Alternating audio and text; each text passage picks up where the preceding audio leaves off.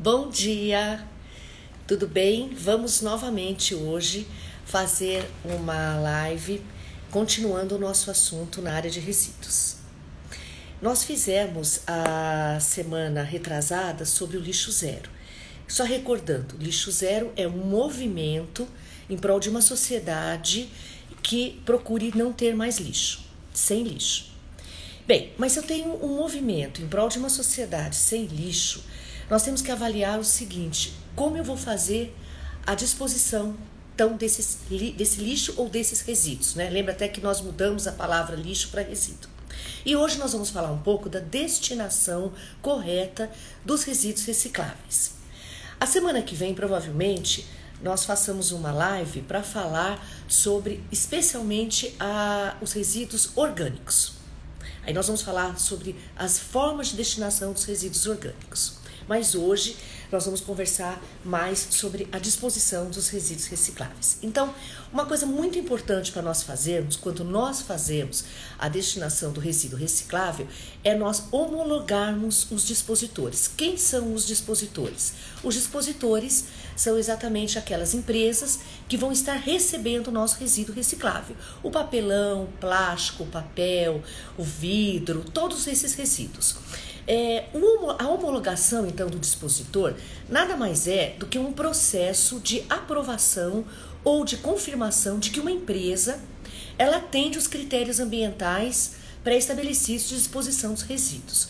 Na verdade, mais do que os critérios ambientais, ela atende os critérios de sustentabilidade.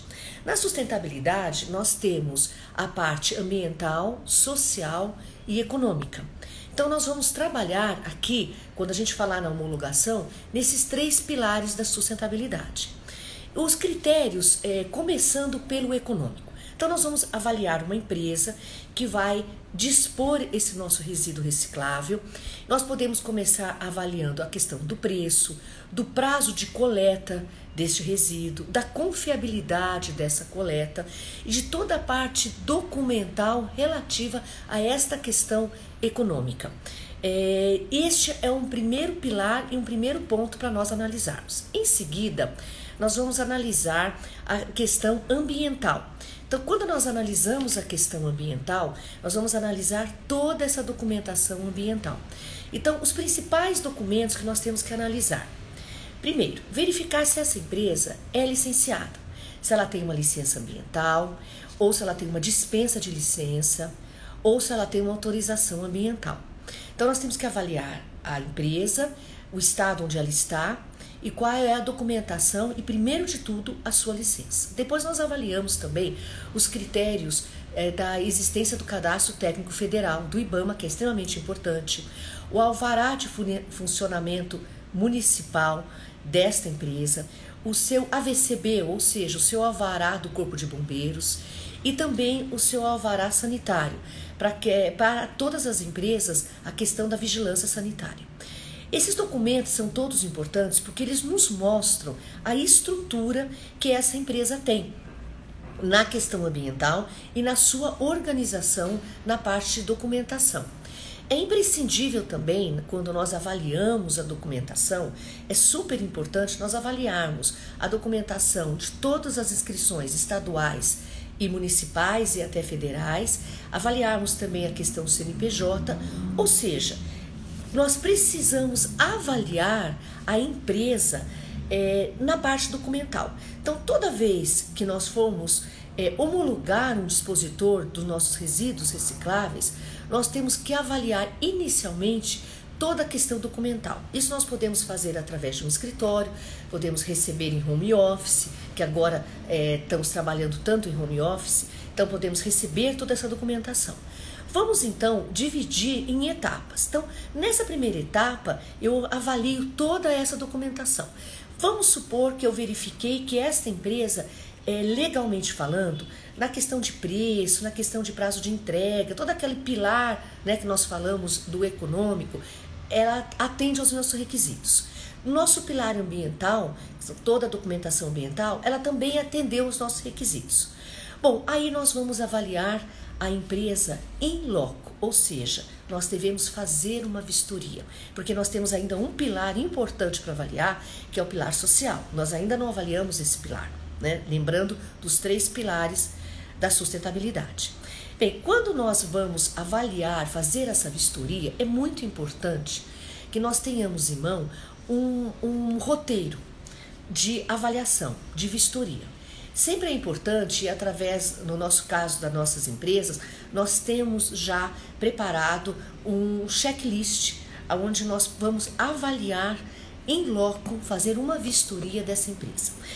Por que eu preciso fazer essa vistoria da empresa se, na verdade, eu já avaliei toda a questão documental e já verifiquei que eu estou realmente com uma empresa ok, que está apta para me atender?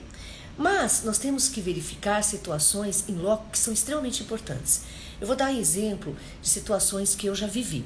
Então, vejam, por exemplo, eu tive uma vez uma empresa, até fora do estado de São Paulo, que a documentação toda estava super correta. Eu fui muito tranquila para essa vistoria no local, porque eu acreditei realmente que eu não teria problemas. Ao chegar lá, eu tomei vários sustos. Primeiro susto, a empresa com o resíduo reciclável. No caso, nós estávamos entregando plástico. Era plástico rígido, plástico mole, vários tipos de plástico para esta empresa. Nós íamos entregar. Cheguei lá e encontrei os plásticos tudo jogado no chão.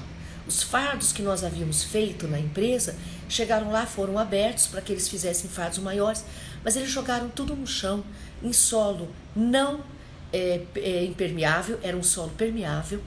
A empresa tinha os funcionários caminhando por ela totalmente sem EPIs.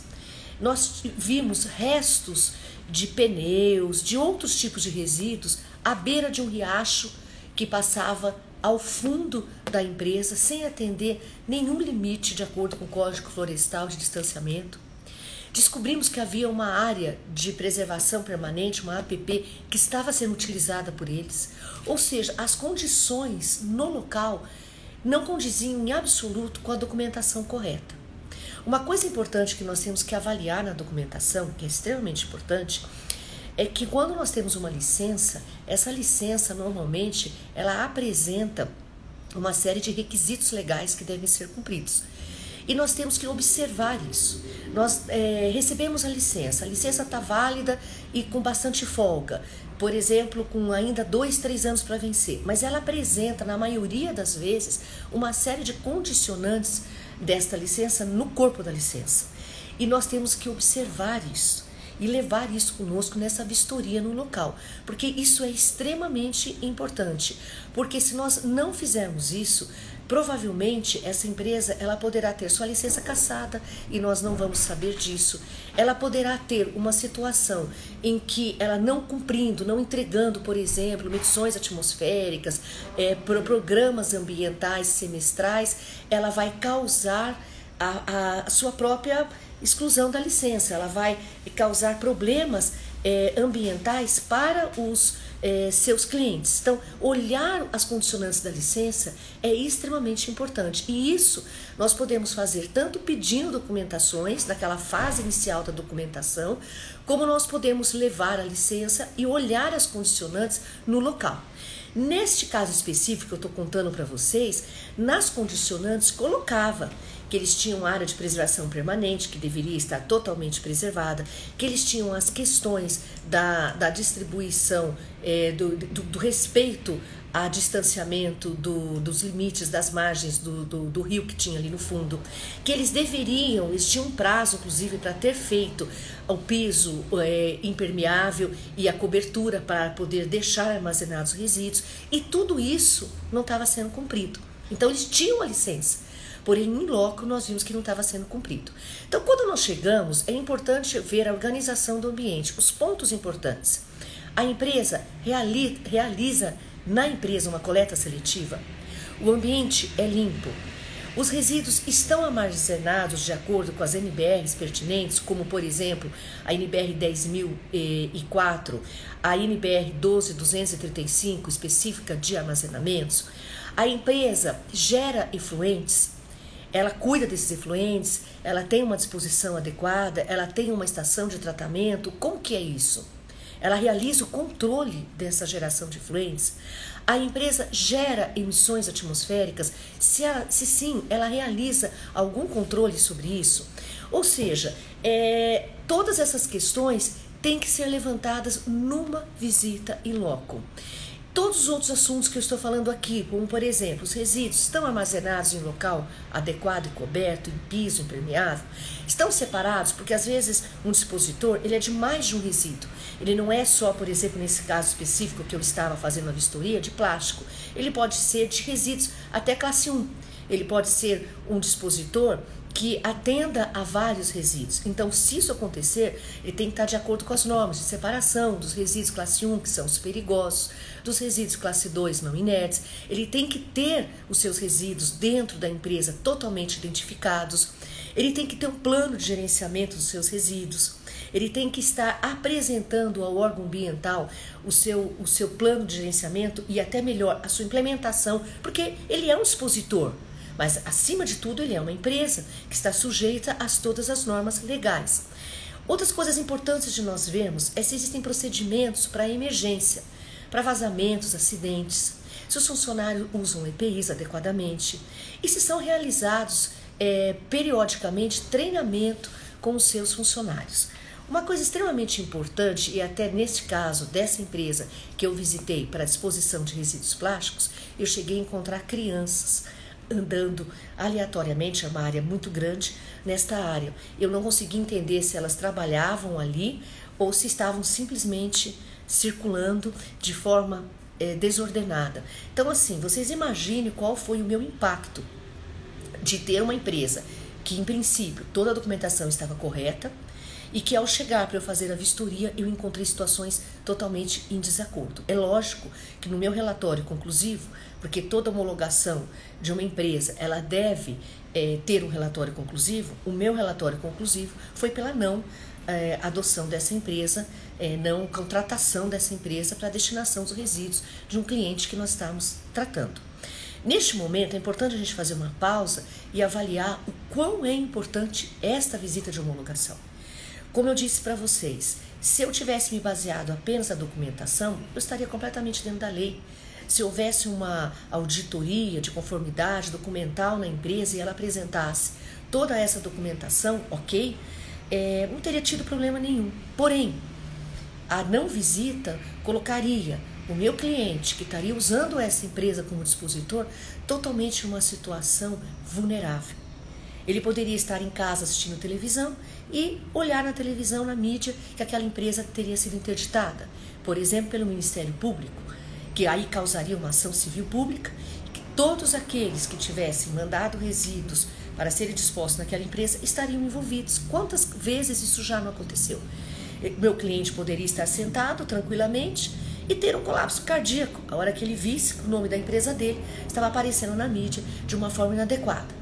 Ele iria olhar para dentro da sua empresa, iria nos questionar sobre a questão de toda a documentação legal, que estaria legal, mas a empresa, por uma visita, por exemplo, de um órgão ambiental, por uma denúncia, que provavelmente esta empresa estaria muito, muito vulnerável a sofrer uma denúncia pelos seus próprios vizinhos, estaria na mídia. E aí o que fazer?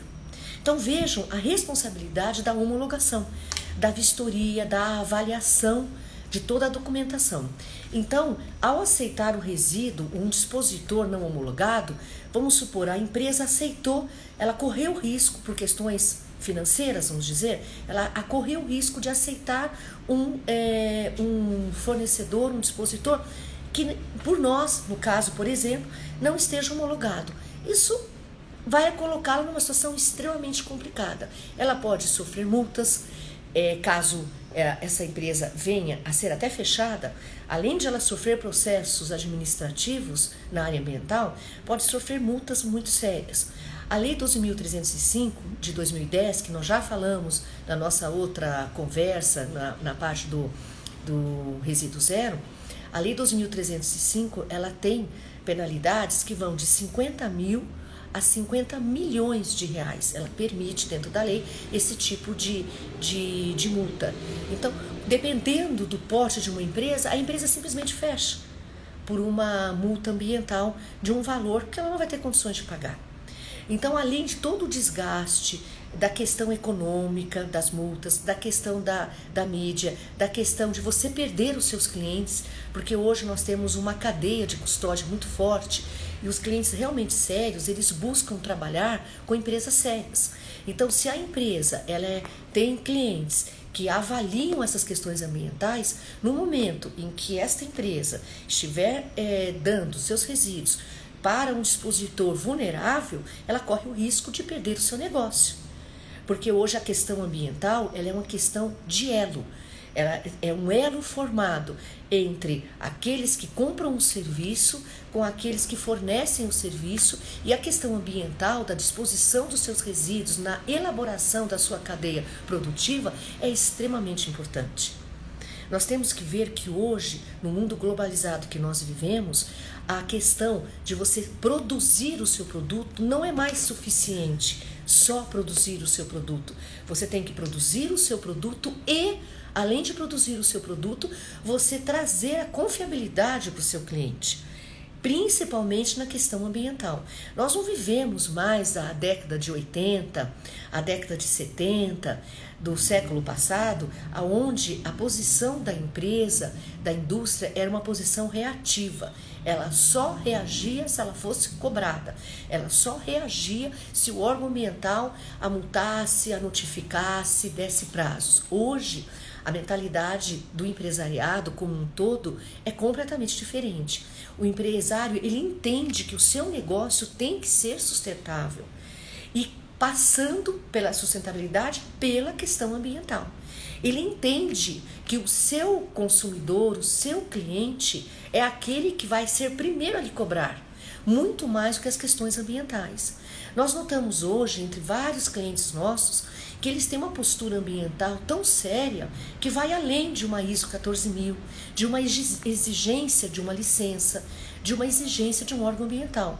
Nós trabalhamos, e com muito orgulho, com vários grupos empresariais que levam a questão ambiental tão a sério que seus departamentos são tão mais importantes que outros departamentos dentro da empresa. Então nós vivemos hoje, e eu digo isso com muito orgulho, porque eu estou envolvida com a área ambiental há mais de 30 anos, né? Nós, em 1988, fundamos a Andrade Engenharia, e depois todo o resto do nosso grupo veio junto. Então nós estamos falando esse ano, agora em dezembro deste ano, em 32 anos de empresa. Então nós, graças a Deus, com muito orgulho, avaliamos que nós fomos ao longo do tempo vendo essa evolução no empresariado como um todo e na conscientização nossa como cidadãos, consumidores. Aquele livro Marketing Verde que eu falei para vocês numa outra oportunidade, que eu li lá em 1990, hoje ele é uma realidade. As pessoas se preocupam em olhar o rótulo do produto que compram, de consumir, não só pela questão da saúde, mas também pelas questões ambientais. Hoje nós já conversamos com vários clientes que percebem que o seu consumidor se preocupa se aquela empresa está engajada em um programa ambiental, se ela está envolvida em programas, muitas vezes, mais além, que são os sócios ambientais. Então, fazendo uma consideração final sobre esse trabalho da homologação. Ele é extremamente importante, trazendo para a empresa uma segurança de que ela pode estar usando aquele dispositor como o ponto de entrega do seu resíduo reciclável. Fazendo uma avaliação global, então nós temos, desde o início, o resíduo foi gerado dentro da empresa, ele vai ter que ser disposto. Lembre-se que nós estamos no conceito do resíduo zero, do lixo zero. Na hora que ele for disposto, ele vai ter que passar por uma homologação, desde a sua parte documental teórica até a parte onde nós façamos uma visita ao local para confirmarmos as condições socioambientais e econômicas do tripé da sustentabilidade para que aquele resíduo possa de forma segura ser entregue para aquele dispositor. E não vamos esquecer que isso tem que ser feito de forma periódica. Nós não podemos fazer uma homologação e simplesmente deixarmos. Daqui 3 anos nós voltamos. Pode ser que a empresa nem exista mais. Então nós temos que ter uma periodicidade de avaliação dessa homologação. Essa periodicidade pode ser semestral, pode ser anual, pode ser quadrimestral. Ela vai depender da importância e do impacto que essa disposição possa causar para aquele cliente que está fazendo essa disposição. Bem, hoje a nossa live era sobre isso, sobre a homologação e disposição dos resíduos recicláveis. Nós vamos, se Deus quiser, estar convidando vocês para uma próxima, para falarmos mais especificamente sobre resíduos orgânicos.